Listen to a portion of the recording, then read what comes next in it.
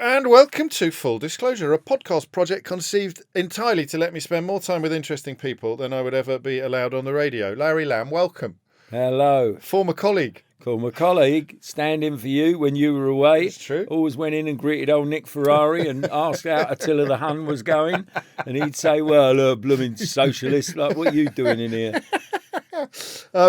Better known, perhaps, not to in any way dilute the power of LBC, better known for your acting work, particularly latterly. But we will begin at the beginning. And I hadn't realised, because you've got a new book out now, which is a novel, all wrapped up, which I think uniquely approaches storytelling from the perspective of an assistant director. But you've written a memoir before, as well, about I think 13 or 14 years ago, Mummy's Boy, 2010, and it was a difficult childhood, mate. It wasn't easy at all, but because when you're a kid, you don't really know.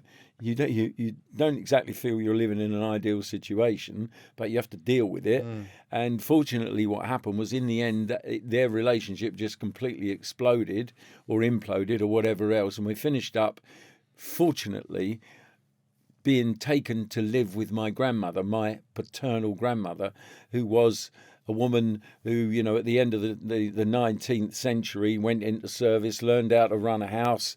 And then, when she had grandchildren who came to live with her, she stood me by the side of her and taught me how to run a house. Took it all in her stride. Yeah, that's it. So you're about 7 or 8, I think, when you... Yeah, I think we went to my nan's when I was 9 going 10. Right. And after all the rows, the fighting, the constant rows, she was steady. She was a rock. And so I had this, surrogate mother, and, I absolutely adored, and she made sure I was ready for the next move. You for a man of your generation, the way that you talk and write about childhood trauma is quite rare. I mean, the temptation, and I know it wasn't always the case, but you were supposed to just keep a stiff upper lip and shut up and get on with it. Yeah, well, I suppose at the time you did keep... I know for a fact, I was in a grammar school with, I think there were somewhere in the region of 750 kids, I remember, and I was the only person I knew that came from a broken home. Incredible. It was a great source of embarrassment, and one would occasionally be asked, why do we never hear anything about your mum? And I made up all these bizarre stories. How I made them up, now I look back and think, how did you know, to say your mother was in the rag trade? Really? I didn't even know really what the rag trade was, but, she was in the rag trade and she was away selling frocks, clothes, whatever else, so she wasn't around that much, so I made that up. But that's the thing with being a kid that's going through something so unnatural as an explosion of this basic relationship that owns and runs your life, is that it's embarrassing. You're embarrassed by it because it makes you different. Well, it's shame, isn't it? It is. It's shame. Which is an incredible engine for human behaviour, but it could easily have pushed you in bad directions. I don't think. Well, it sort of did in a way. Early doors. But fortunately, circumstances and other members of the cast of my life sort of gradually edged me away. Made me. And it was that's why I called the autobiography, I called that Mummy's Boy, because there was a series of women in my life that gradually mothered me along and kind of kept me on the straight and narrow. But that's what I'm talking about. That's a level of emotional literacy that is much more common in the modern world, much more common among not even people in my generation, among people in their 20s and 30s who work out why they do things, work out what it is in their past that determines what they've done in their present. Because I was very fortunate in that I married an American woman, an absolutely extraordinary woman who had a whole career in maternal child psychological welfare, as it were. Yeah. And she actually made me understand that you could understand what is going on inside your head. Right. Before that concept, would never have come to me at all. But she made me understand that there's a way to understand all this. And she said to me, all this stuff that you spout on about your mother, clearly coming through from your father, which was absolutely right. Why don't you go and talk to your mother about this? So that was the first step. I actually went and spoke to my mother about that, about why he would always badmouth her when he and I and my brother were living together. Because she had abandoned you. She had to. She didn't have any choice. And taken your sister with her. Yeah, well, my sister was a baby in arms, so there was no choice there. But the point was, she had to escape because, he could become unhinged. I mean, highly intelligent, but really messed up, badly fathered. And then he'd had to deal with the Second World War, and he just wasn't emotionally able to do that. I mean, it's an incredible cocktail for your old man, isn't it? The marriage was very much forged in the flashes of post-war excitement. Exactly. Let's say down the park on a bench on New Year's Eve. Is there a plaque there now? That's what we want to know. No, there isn't. I think they burned the shed down. But you've got, and I know you struggled with anger issues yourself at various stages in your life, but it's interesting that you're a sort of walking embodiment of the idea that it's never too late to learn these lessons. Exactly. To take this stuff on board. All the time. Talk to people. I mean, that's it really. Open up, talk to people. Being abandoned by mum or mum having to leave is probably kinder language. Yeah, exactly. And that's what it was. Yes. I don't regard it as being abandoned.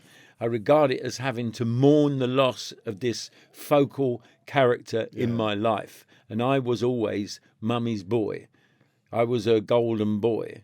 And so all of a sudden, she was gone from my life. Unfortunately, a very strong woman did step into her shoes, but I still mourned the loss of my mother. Yes. And so what happened is that at the end of it all, there was this strange feeling of not being emotionally tied to my mum when she finally passed on. Yeah.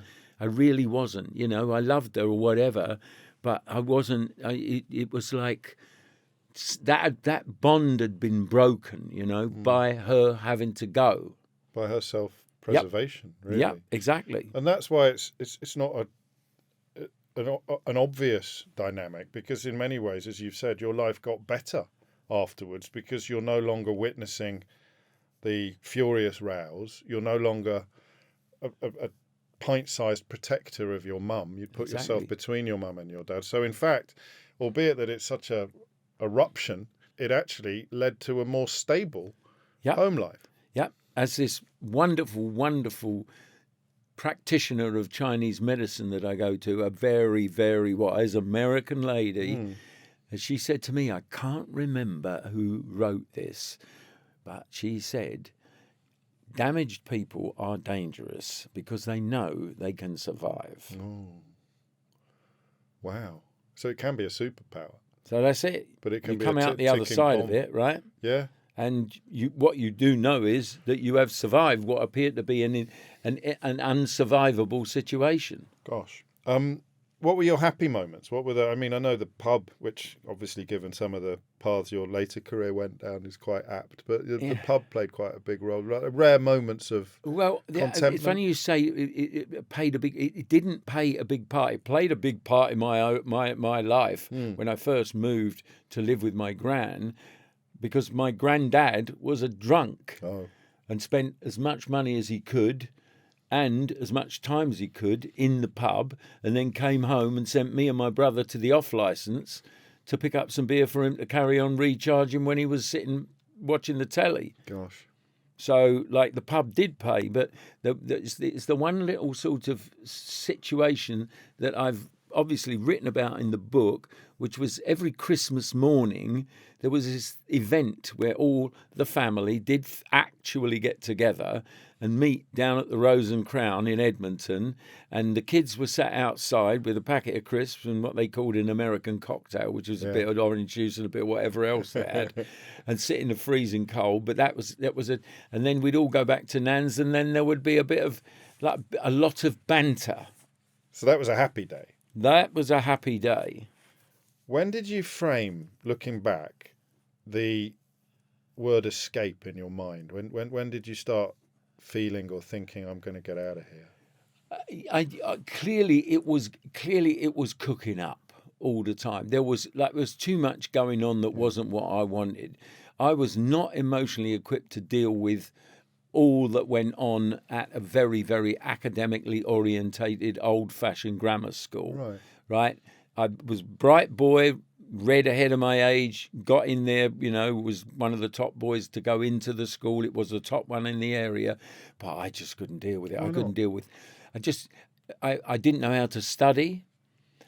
And if you didn't study, you were at a loss because you were, you did homework every night and you were tested on the homework, and I started to fall behind and I never, ever caught up. There was only one thing in any way that I actually did fairly well in, and that was French.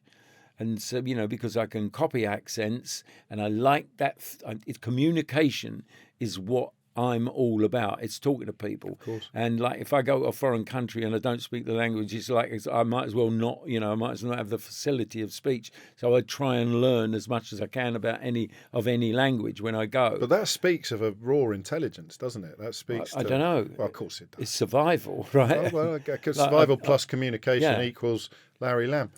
Well, there you go. That's it. So when we left my nan's, we went to live in Harlow Newtown. And my father got a house with a job there, which is what they used to do.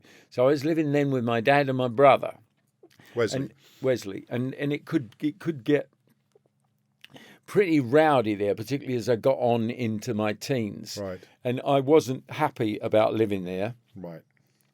And so I think that is when it all began to occur to me that there was only one thing. I remember this huge thing of having to get a driver's license as soon as I could, because that spelt freedom to me. I knew that if I had some sort of a car and a driver's license, I could get the hell out of Dodge. That was it. And so I started to look at jobs where it would take it away. And I remember, I must have been about 15. It was like about O-level time. And at the school, somebody from the council education department came in to talk about careers. Yeah. And, there's like 200-300 kids from 2 or 3 years school-wise in the hall. And, of course, it gets to that lovely moment where the person who's been talking for 2 hours and telling you about all these opportunities in the outside world, who suddenly realises this is going to be a wrong, and he asks if anybody wants to ask any questions. So there's this stunned silence from all these kids. So in the end, I thought, right, this is your one chance, boy. So I stood up and I said, how'd you get to be an oil driller? Well, that brought the house down, right? But the irony is that, so I'm like 15, 16. Yeah. So about pushing 10 years later, by all sorts of odd, there I am out in the Libyan desert working on an oil rig. It's an extraordinary hop, I know. Isn't it? I mean, in that moment, though, you wanted to get away, but you didn't have much idea of where your destination would be. You just knew you didn't want to be here. I knew I didn't want to be there, but I also knew that I didn't have and I wasn't going to have the qualifications that I would need to become like a petrol engineer or something like that. Because you left school, I think, with 5 O-levels. Yeah. You had enough of 2 school. of them were the same. But anyway, I got English twice. And part of the problem here, if I've understood correctly, is that there was nothing at home that was equipping you or supporting you with the tools that you needed to excel academically. Nothing. Right. Nothing at all. Learn a lot of stuff that I might have been able to ingest whilst I was going away and having a good time in a university. That might have been a good enough escape. And I think it's a lot about, there's a lot of this with the whole thing of, people that go to university very often, not always, come from families where that's considered the normal thing to do. Very much so. It's one of the downsides of being from a working class family that have never had anybody going to university. Yes. You're not instinctively guided towards that. You can't be what you can't see, they say. You need that example sometimes ahead of you. What would you have studied? Well, interestingly enough, at the end of the first year of grammar school, they kind of sectioned you off according to what they'd found from you, and very definitely said, right, from here on, you're going to be doing arts. Okay. You're going to be doing, you can do French, so you're going to be doing German, you're going to be doing history, you're going to be doing geography. Okay, that's it. So what do I say? I want to be a doctor because I used to watch with my nan, her favourite television series was Emergency Ward 10. Right. And who got all the lovely girls as their girlfriend? The big surgeons. What do I want to be? I want to be a surgeon, right? So I then had to sit there with them. I'll never forget this. While they're telling me why I should not be doing maths and physics and chemistry, right? And I'm explaining to them that, I want to be a doctor. I will work hard. So I then don't do history and geography, don't do languages. I do physics and chemistry, right? And by the time I'd done them and then repeated the O-level, I still handed in an empty exam paper because I just did not get it. Right? But I've subsequently become a real avid history buff, a geography buff, and I can handle myself quite well in 4 different languages as well as English. So they knew they were what right. you should have been they doing. Absolutely right. But and you life weren't would have having been any so of it. much easier if I'd have taken that in. The path not taken. Yeah. No indication yet, apart from something you said about being able to pick up accents, no indication yet of where life might take you much later. Did you do school plays? Did you do anything like that? No. All I remember was there was a skit they did one time. It was all about astronauts, when astronauts were that was like space age stuff. But I remember being in a skit, but certainly no. Well, interestingly enough, I do remember an announcement being made that they were going to be having talks, or something was going on about the fact that they were going to be doing the play that they did every year. But the plays that they did every year, all the main or older parts were taken by the staff, who were all, for me, rather posh people. Okay. And then other parts were played by, the middle class kids that were at that grammar school. Okay. And I remember going along to this gathering in a classroom, in an after school, and opening the door.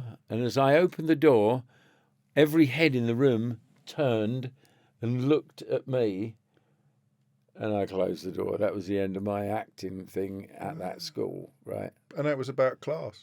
I don't know what it was about, but I just thought, I know I'm not welcome here, and I just never went back in there. Good Lord. Right? Sort of not for the likes of us type of. Well, I don't know what it might. But That might have been part. Part of me. Something told me from the looks on these faces that I wasn't welcome there. Well, again, that shows what they know. So they got the academic bit right. They got the acting bit wrong. By the sounds of it at school. Exactly. Were you an angry teenager, Larry? Did you? I don't think so. No. I was just intent on getting as many jobs as I could, so I could earn some money. I just wanted to earn some money And get away. Yeah.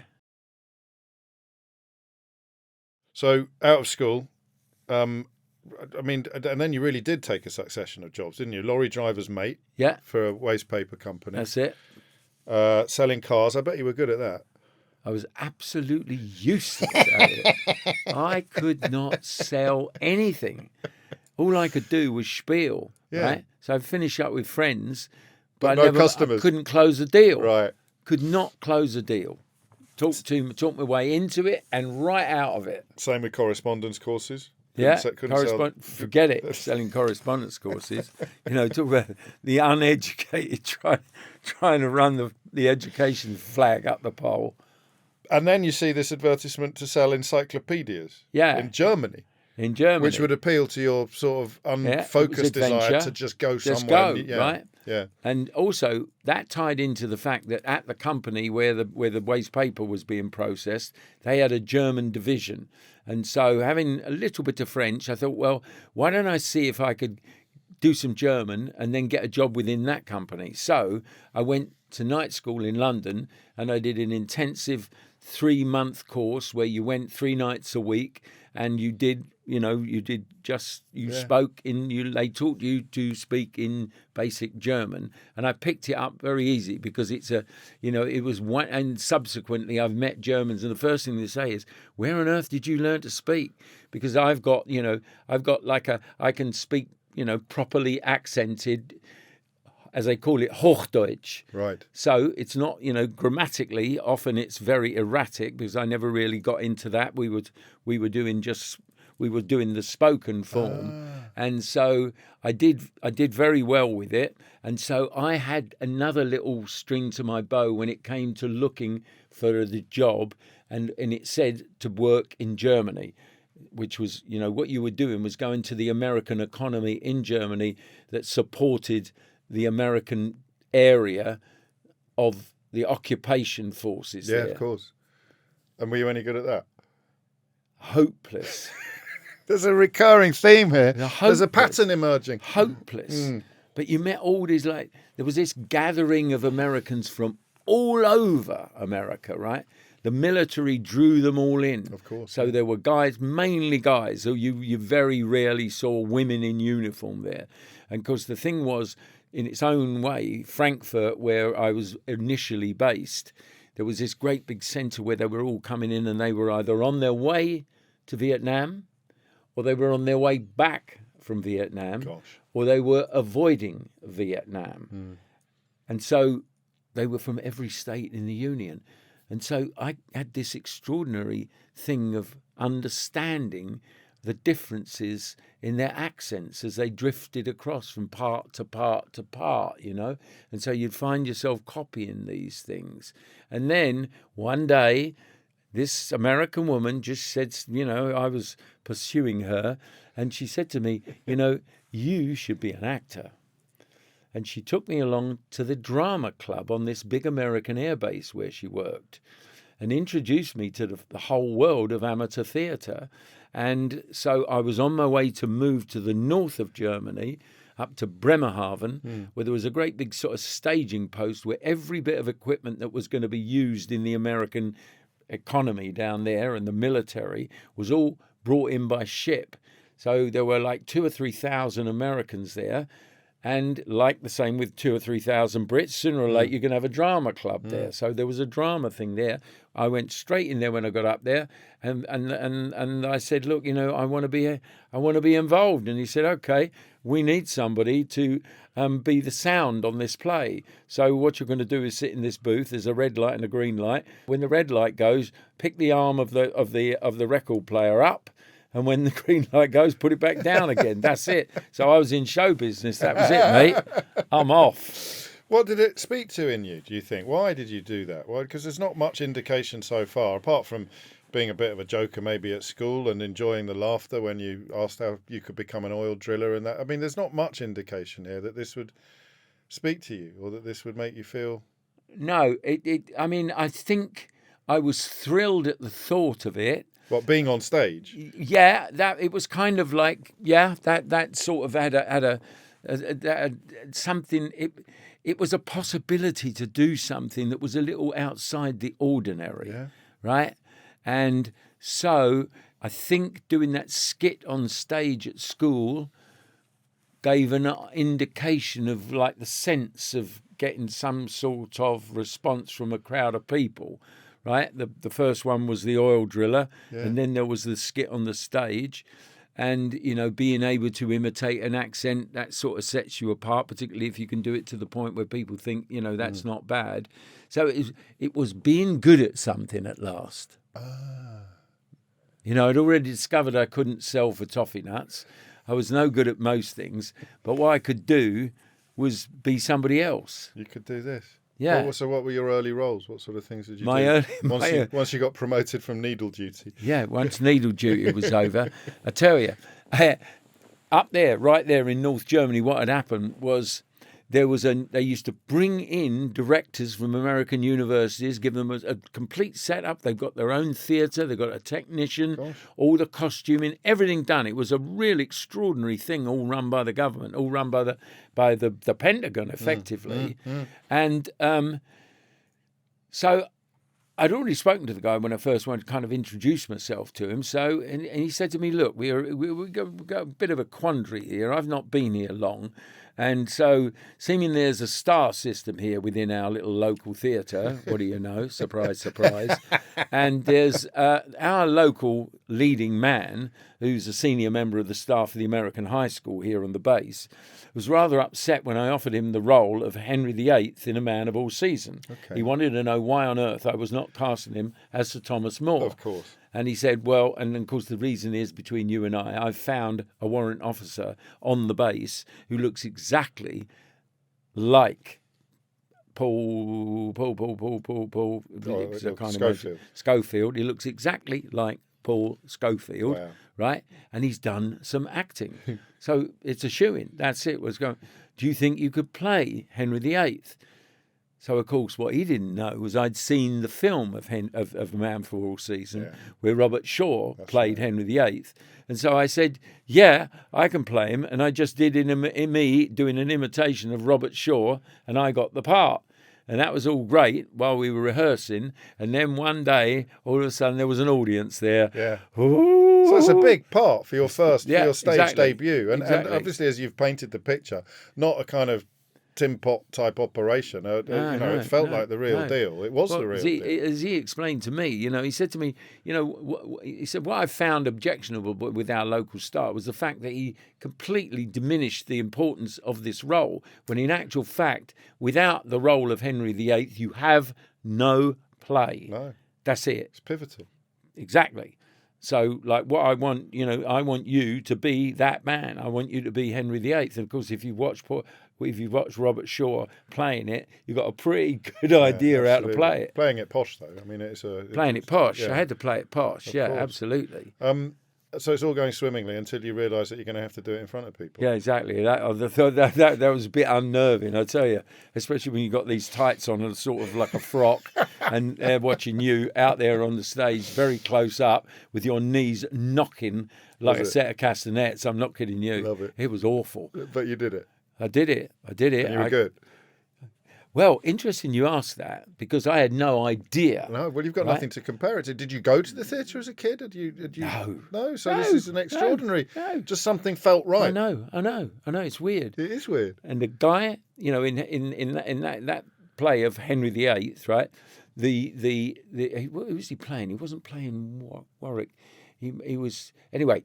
One of my playing colleagues in that play has stayed a mate of mine ever since. Okay, seriously, but he had always wanted to be an actor. Yeah, but circumstances didn't allow him to be an actor. But he took to the academic side, and so for his entire career, he's been teaching, directing, working in the major schools in New Orleans. Wow.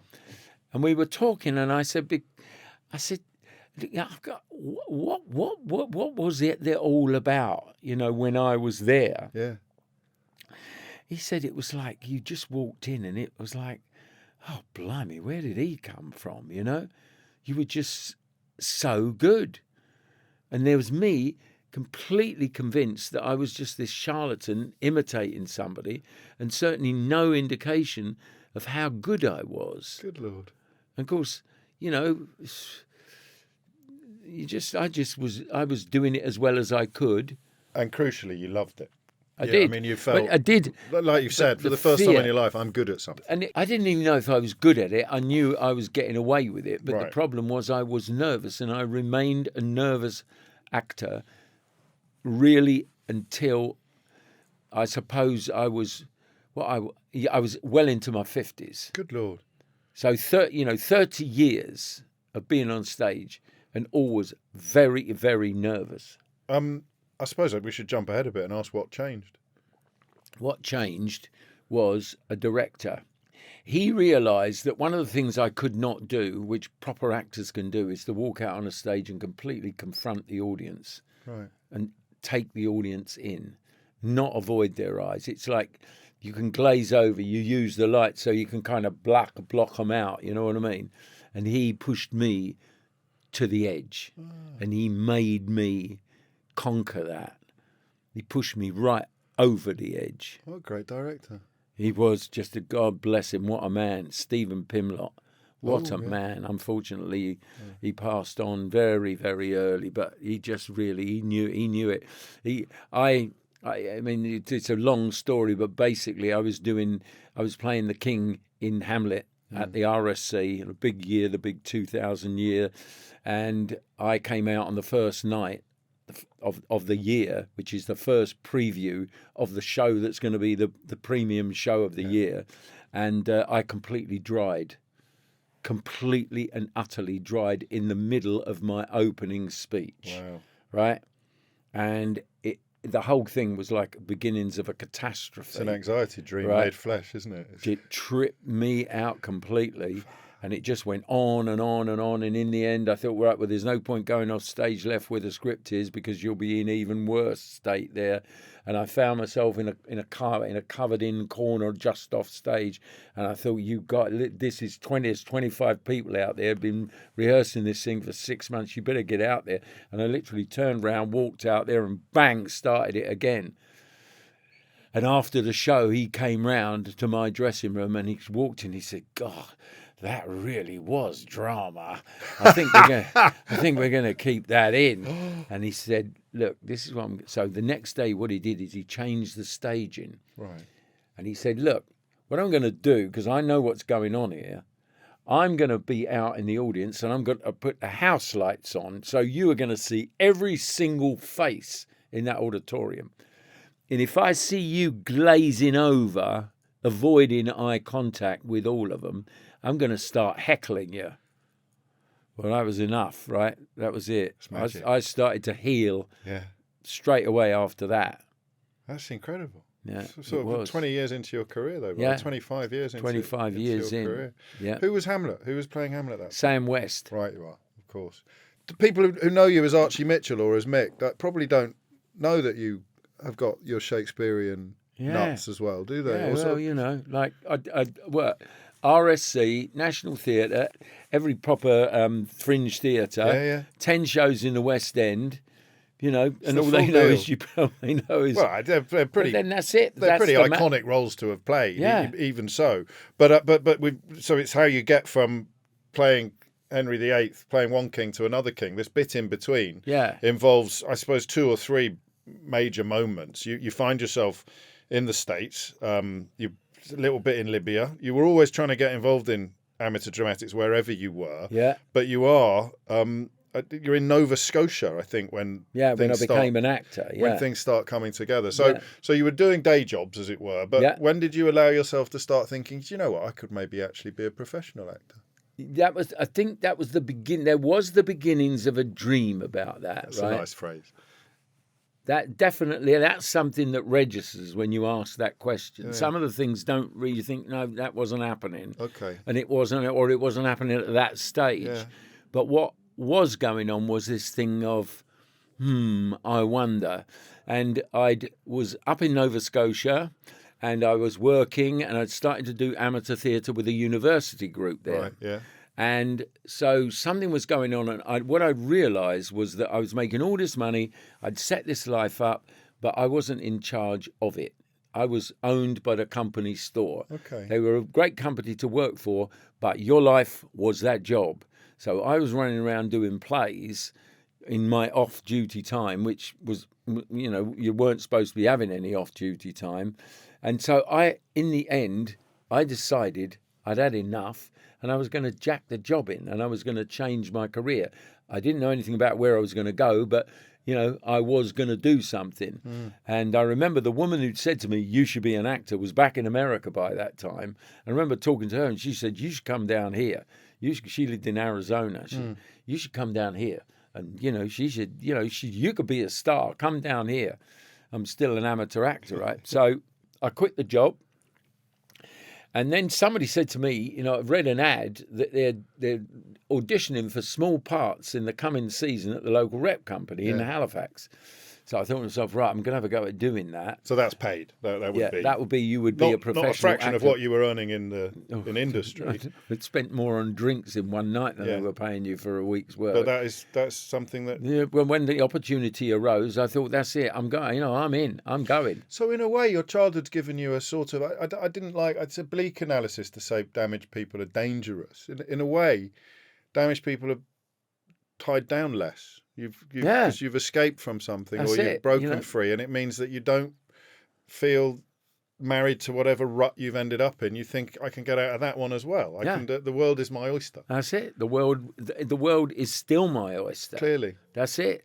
You know, but the ethos is kick the bushes, see what comes out. If you like it, grab it. If you don't, just move on to the next bush. And this is the bush now. Is the theatre in Nova Scotia. In Nova Scotia, where you get the job. I get the job, and you get your first paycheck as an actor. Yeah, exactly. Albeit that it was peanuts. Well, it didn't matter. You know, it was what I wanted. How did that feel? It felt great. Did it feel special? I mean, did Yeah, it felt special. It wasn't just another milestone on this extraordinary life. Taking a 3,000% wage cut is not exactly, it doesn't really fill you with joy. No, but it was right. what I wanted. Yeah, and you get decent parts. I mean, you start off small. You start off small. They'd put together two. Within Hamlet, there are the two officials of the court. They're ambassadors, and they are called Voltimand and Cornelius. If you're clever, you can meld the two together, so you get a few more lines for one character, which is what he wanted to do. That's a tiny part, even if they double it up like that. Exactly. Oh yeah. But you were happy. You're walking on.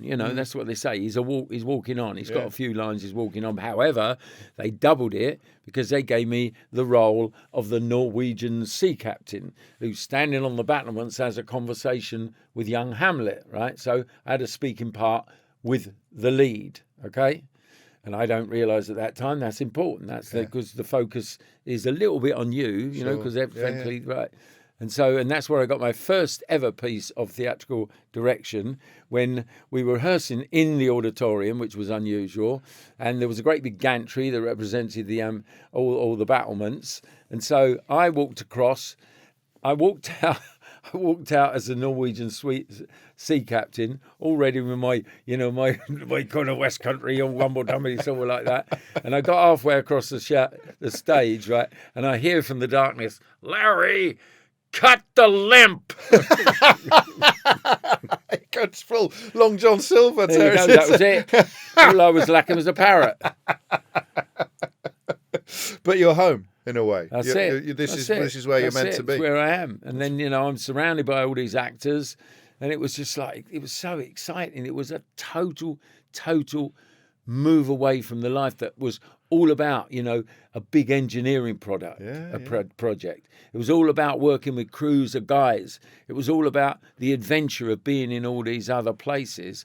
But it wasn't about being surrounded by a bunch of really interesting, thinking human beings. Gosh, and creating something really, magical, special. Yeah. It's a great start, and there's a little bit of momentum. You end up, I think, one of the next big things is the Stratford Festival, which is a very big deal in Canada. Is that John Neville? No, it's after John Neville. But that was his thing, though, wasn't it? Oh yeah. So that's it's real proper chops, proper acting chops. Proper. It was like you were exposed to, and then of course in the first year there were a bunch of mainly North American leading actors there, because the man who'd gone to run the place from England was Robin Phillips, right? Yes, who was a very, very established and well considered and well looked upon director, which is why he got the gig. And the second year, the company was led by Maggie Smith, Jeremy Brett, Keith Baxter, Hume Cronin, Jessica Tandy, and so all of a sudden there's all these big names there, So, and I'm a member of this company. Wow. And I was a bit of an oddball because I was this working class lad who was like, well, not lad, in his mid-20s. No training. No training at all. And I was, kind of, as much as I could be, drawn into their sphere, They... I would find myself at little do's or, and invited to be as a bit of an oddball, what I mean? Well, a curiosity. That was it. And one of the things in the first year I did was good. I did not bad. And then in the second year, I was playing in Midsummer Night's Dream, and I was playing one of the rude mechanicals, and I was allowed to sort of turn that into kind of a bit of a show, so it was quite funny. And so you were making people laugh, and then the opportunity. Jeremy Brett said to me, they're looking for somebody to play a Northern Irish docker, and Northern Irish. I've got a Northern Irish family, and so I can do a sort of a Northern Irish accent. And they were looking for somebody in New York who could do a Northern Irish accent, and they'd searched America high and wide. And I finished up going to New York and did an audition and got the part. And all of a sudden, I'm on Broadway in a production of Comedians. And the lead of the company was Jonathan Price, and I'm really well supported by John Lithgow. Wow. and as one of the other, one of the understudies, Ted Danson. So I'm plunged in to that. So this has happened incredibly quickly, really. Well, I tell you, 4 years before, Yeah. I was on the streets of New York, two of us working as a team doing a survey on a pipeline that runs under Manhattan. And we're out in the street at 5 o'clock in the morning because it was the only time you could get out to work because it was so unbelievably hot and sweaty. We'd start at 5 and finish at 1. And this guy calls across from the street and he's standing there pointing at the green street sign. He said, "Hey, buddy, we're on Broadway." And 4 years later, I was. Did it all live up to your expectations? I sense it did. I sense you just you're caught up in this magical roller coaster, but you're taking time and you're capable because you came to it a little later. I wasn't taking time and I wasn't capable. Right. All I was interested in was parties. Okay. That's all I was interested in. And It was too much temptation. I took it too for granted. I just absolutely had no idea of how fortunate I was. It was too easy. And I just carried on, just having a good time. If I'd have really, really worked, I might have been able to make something more of that opportunity, right? That's interesting. And I didn't. Okay. And so what happened was, in the end, it was like, what am I going to do? And Jeremy Brett, God bless him, he said, look, you could work in England. Because as it is now, you're hanging around here in New York and you can do American accents, but you're going to be hanging around here because they're not really going to be hiring you to play Americans. They're going to be hiring you to play Brits. To do the voice no one else can do. And that's it. So that was quite astute of him. Very wasn't very, it? very clever man, astute. very clever A man. very charitable, wonderful, great-hearted individual. And he said, so I just went down the end of the road, bought a ticket and came back here. Really? So Again, you've got that freedom you can just go, I'm off. That's it. I'm off. I'd been away for 9 years. Right. And so I came back here in April 77 and through Jeremy Brett and through his agent, I landed here and started work straight away. You came home as an actor, though. Yeah, I came back as an actor, went away as a, ne'er-do-well, couldn't sell anything to anybody salesman, and came back as an actor. You kept in touch with people throughout your life, but what did the people from your English life make of the fact that you were coming back as an actor, having never really demonstrated any?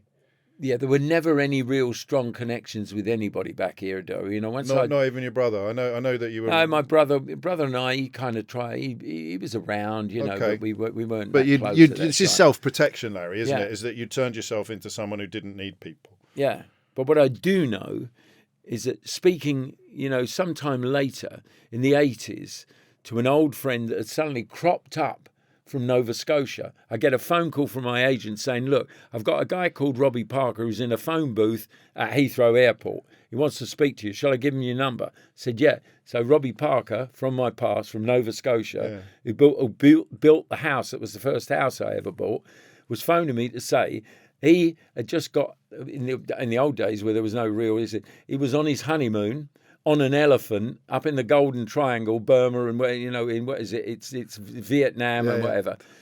And all of a sudden, he'd gone to the local American Express office to pick up his mail, and there was a telegram there saying, "Get back to Nova Scotia as quick as you can. We got the license to build the pub in the village." So he had to leave his wife on the elephant, get a flight to Nova Scotia, and finished up in Heathrow Airport. And he's got to stay the night On the way, flipping it. Yeah. So he phones me, and I said, "Well, what are you doing?" He said, "Oh." I said, "Get in a taxi and come here." Back in the days when a taxi, Sure. wouldn't be the same as the aeroplane flight. So anyway, he comes round and we sit there. And one of the things I asked him, I said, when I went away and all that happened and I started being an actor, what did you all think? And he said, we just thought, well, he'll be back, but he never came back. That's amazing, isn't it? Nova Scotia feels like a starting point, not just professionally, but also in terms of your life off screen, off stage. Is that this is where you form friendships? This is where you allowed yourself to have relationships. Huge. You started trusting people. Yeah, it was just extraordinary being there. I've explained this to a lot of people. It is such an extraordinary creation. What's happened when, basically in isolation, a population of people who are Prussian soldiers from George's army fighting the French, very small smattering of French because they were kicked out basically, they were just the ones that hung on, and Scots and Irish combined. They've got a sense of humour which is just unreal. I remember when I was doing the autobiography, I thought I'm going to phone somebody in Nova Scotia because I'm going back, right? I've got to go back. Need a bit of help. So anyway, I got my our Filofax open. I thought I'm going to look for Owen. Right there, I know where he's going to be, right on that page, down the bottom, blue ink, scrawled in there. There he is, Dartmouth. So I phone him. Hello? Owen? Yeah. Owen, it's Larry. Larry who? It's Larry Lamb. Larry Lamb? Lord Jesus. 30 years. Why'd you keep bothering me? Genius. Oh dear. And so you're back. You're back in Britain. You've got a career. Some things people may not know. You had a little role in Superman in 1970. Three little roles. I was in 3 Superman films. Me and Christopher Reeve were in 3 Superman films. God bless him. And then the kind of the British TV kind of classics. All of those. Lovejoy, Minder, The Professionals. I interviewed Dudley Sutton. Did you ever work with Dudley Sutton? Oh, what a lovely guy. I interviewed him about 100 years ago, and he was in hospital watching something, and he phoned his agent, and Dudley liked to drink, as you will know. Yep. And he phoned his agent. I can't remember what he was watching, but it came on in the hospital on the telly. And he phoned his agent and said, "Why have I never been in that?" And his agent said, "You were in it last year, darling." Yeah, there you go. But there was a wonderful camaraderie, and you know, all of these shows had almost like a rep, but on telly. Absolutely. You kept running into the same faces, you know? Yes, and you did Buster. There were a few movies. You played Bruce Reynolds in Buster. And then, oddly, quite a few crime roles, Essex Boys, stuff like that, as well as things like Casualty, Spooks, Touch of Frost. So you had a nice career going, but you were not going to be stopped in the street for selfies every 10 minutes. No, definitely not. Had selfies existed. Yeah, definitely not. And were you cool with that? Or was there a little bit of you that thought, I should be above the title? No, I wasn't thinking I should be above the title. I sort of thought that what I needed to do was become somebody who was not necessarily associated with one particular role. Okay. I do remember thinking that.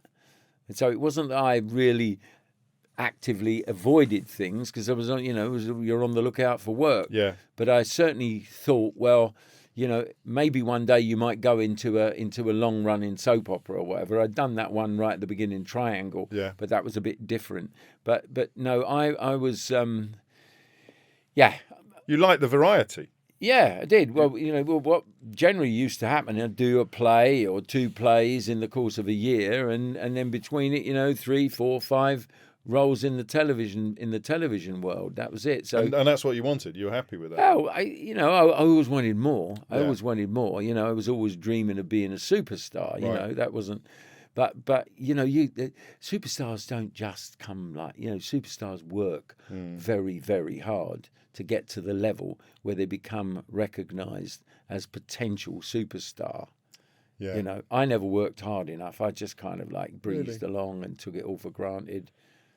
And then we come to the bit where you become, if not a superstar, although some people would use that word, you become part of the showbiz furniture of this country. You become a very, very recognisable, popular and much loved actor because in 2007 you got cast as Mick Shipman in Gavin and Stacey. Did you have any inkling at the time how big that was going to be?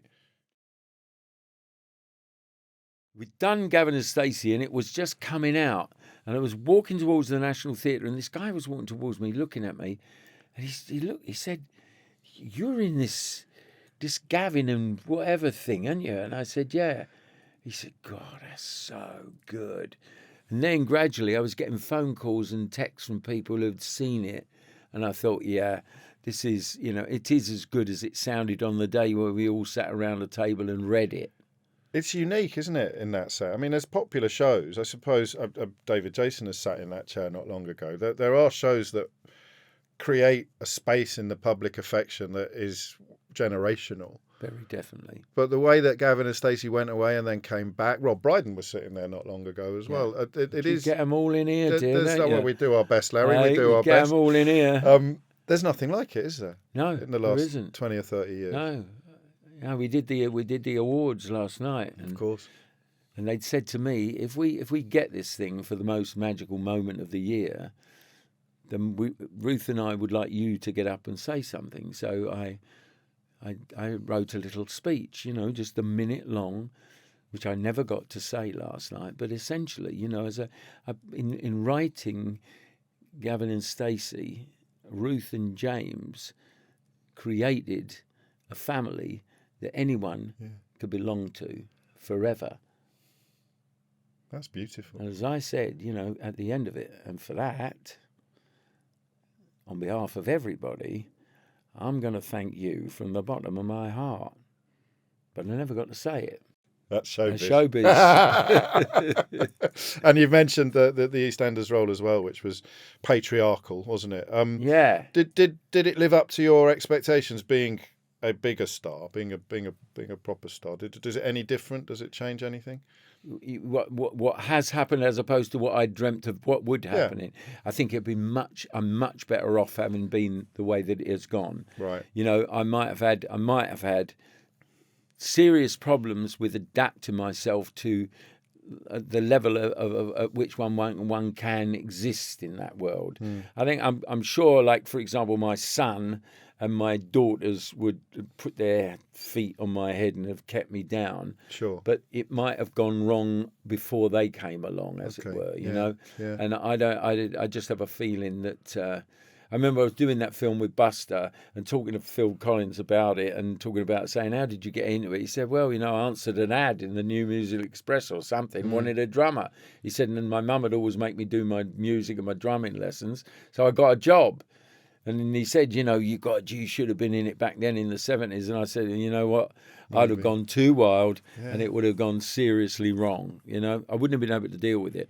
The way it's gone, level by level by level, ups and downs and failures and everything, it's all like I'm ready for what there is now and am able to enjoy it. That's crucial. Actually able to appreciate it. And knowing that the climb is hard sometimes, whereas in that very early days when you arrived on Broadway, it hadn't been hard enough. You hadn't done exactly. Hadn't earned your spurs, really. It hadn't. I hadn't earned my spurs. It's like I dreamt of being at Wembley when I was actually playing down the wreck, and all of a sudden I am at Wembley. And I know you went back to college when you were in Canada. You went back into studying a bit, didn't you? Yeah. Well, why is that funny? Well, what happened was this little university out in the wilds of Nova Scotia, in a little town called Antigonish. It was a Jesuit. This is Francis Xavier. Francis Xavier, right? And I was stopped off for the side of the road at night because there was a big snowstorm, but the radio was going, and the announcer was saying, this was on behalf of the local university. They wanted to build up their pool of talent from the community, and if you want to be involved in theatre and plays, come along. So that was it. That's what happened in Nova Scotia. So now I'm an alumnus of St. Francis Xavier. But I mention it because you slotted into night school, picked up good conversational German. You've picked up French. You've picked up other languages. What are the other two? What are the French, German? Italian and Spanish. Italian and Spanish. And you've written an autobiography, which you clearly enjoyed writing. It's a beautiful memoir. So we shouldn't sit here and say, oh gosh, Larry Lamb's written a novel, should we? You're always challenging yourself. You always like new things to do. You love telling stories. Yeah. So now you've written one. Yeah, that's it. And it was bubbling away for years. Was it? Yeah. Well, the thing is, like working with crews of guys, when you're rebuilding a power line system out in the wilds, you're totally responsible for them. They don't eat unless you get them eating. They don't sleep anywhere unless you organise that. They have no gear unless you get it to them. You take control of it. Anything goes wrong, you've got to deal with it. Once I started out of the theatre and into television and film, I began to realise that there's somebody who fulfils that role in the world that I was, right? And this guy on a film or on a TV show is a guy or woman, it doesn't yeah. matter, lady or man, that person's role is the first assistant director, because everybody kind of has a misconception about who's the boss. Sure. The producer gets the money. The director, they're the art. Tells everyone They what to direct do. exactly the way it looks, but the whole business is run by the first assistant director, right? That's why when the credits roll over, once it gets to the crew, Yeah. the first one is the first assistant director. He runs the whole show, right? And as I've said in there, anything from a heart attack to some absurd going on, it's up to him or her to deal with it. Got it. And I wanted to tell it from that side, because when you, like, there's this, you know, because you see on the stage or on the screen, you see actors. That's what Of you course, assume it's yeah. all about. But effectively, they're the end result of the production. It's the work. It's the midwife, isn't it? Exactly. It's the all, workers. yeah. And it's like, it's huge. Like these, like I've worked for 50 years, right? Well, I'm just figuring it out. I must have worked with 5,000 more crew members over the years. And I've worked all over the world. And the interesting thing is, you go and work with a crew in China, in India, in Australia, in France, in Germany, in Africa. The people that do those jobs are all the same. Is that right? They all have the same gags. They all have the same moans. They've all got the same problems. But they are the people. Those are the filmmakers, just regular working people that go out in the morning, usually about 4 o'clock, and come home about 9 o'clock at night, absolutely exhausted. But they make film and television. So it's a love letter of sorts. That's how the whole thing was. I always figured this was going to be my tribute to the real people that do it. Gosh. You feel gratitude, don't you? It's because you mentioned the speech that you could have given at the BAFTAs. Yeah. And you're writing a thank you letter or a love letter to the people that Because they've looked after me. let the magic happen. They looked after me. And they're the ones that do look after you. Did you enjoy the process? It's called All Wrapped Up for people who weren't paying attention at the beginning. Did you enjoy the writing process? I absolutely did, yeah, because this story had been bubbling away and I'd always seen it as a film. I thought, I want to do a film about what happens if something goes wrong on a film set away somewhere, and I'd done a job out in the Caribbean, so it's a bit separate, it's a bit different. Yeah. Things can happen there that wouldn't happen here. And so it's all that cooking up over the years, and somebody sort of basically dared me to fictionalise a part of my life. And I said, no, I can't. And I thought, hang on a minute. I've always thought of this as a film. It's always been there, this story. Nothing specific, who's in it, whatever. I knew that the first assistant director, Sure. I'd realised by then that was the focus of the whole thing. They were going to be the core character, right? It's because of what goes wrong, it's up to them to deal with it. But what that was going to be, I didn't know. So as I started to write it, the story started telling itself, and like characters would appear, these composites. I already introduced the fact that we were going to have to meet the producer, because the producer was already mentioned in what was going on. So all of a sudden, I'm just going to get, and I've got, and there he is, Arthur Margulies. Right, so Arthur Margulies comes on, and he's a big old Londoner who, as he always says himself, I started off selling dodgy videos on Romford Market, and now I'm a respectable filmmaker. And that's it. So all of a sudden, that character's come right out of my finger. Got it. It's magic. And he starts talking, and he starts telling me the story. I'm thinking about the paths you could have gone down. If you'd had the support at home, you could have done better at school. I mean, for a man who has ended up doing what you were so obviously meant to do, both to outsiders watching you and from inside you feeling it, there's no sense that you're a frustrated storyteller. It's just another thing that has come along at the right time.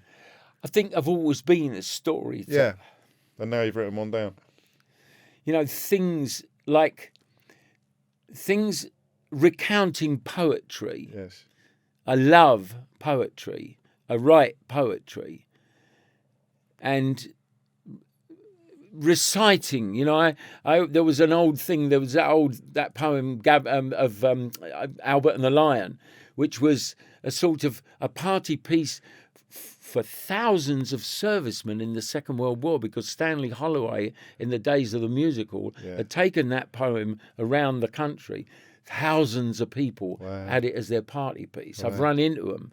you know. And so that became a part of my life because my father would recite it, and it became a part of my. And when I did the audition in Canada to become a professional actor, as a That's what you did. contemporary piece, that I did a classical piece, but that's what I did, Albert and the Lion. Gosh. And Albert and the Lion sort of like rolled along. And so that telling stories is what I love to do. I love it. There's a sense of strands being tied together in this conversation, and the book, the new book, being one of them. But you're not finished yet, Larry, are you? I mean, you're still hungry. You still Yeah. Got to earn a living, mate. Got to earn a living, mate. If I'd have been wise as you think I am with the money I've earned, mate, I wouldn't be here. I wouldn't have time to come and talk to James O'Brien. Forget it, mate. Get the Learjet. I'm going shopping.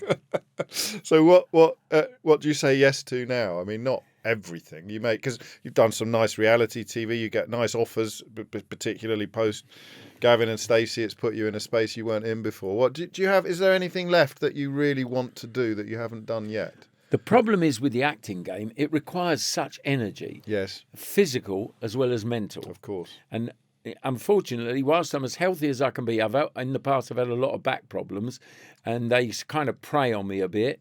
But they're getting better because a lot of it is nerve damage resulting from what went on.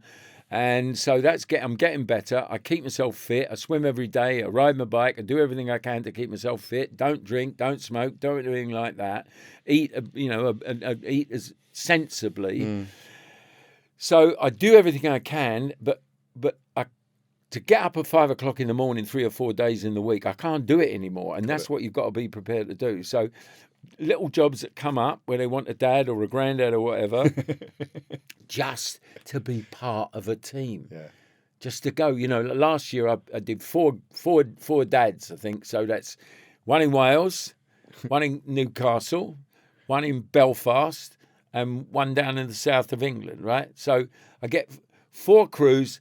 That's 4 lots of banter with 4 completely different groups of people, but they're all a crew and they're all interchangeable. Like you get a first assistant director, you can see them as you walk on. You know exactly what one they are because they are of a certain kind. You know, That's amazing. Because of the importance of the function that they fulfil.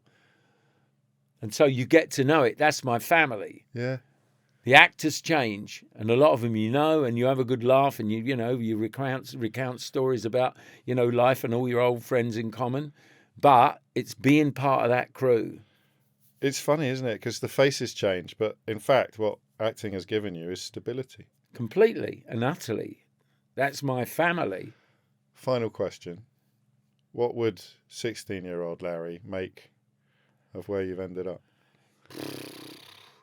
What I would have thought at 16, confronted by the reality, was basically, how could one person do all that? Go all those places, meet all those people, do all those fascinating things. How could it do all that? That's it. Larry Lamb, thank you. Thank you.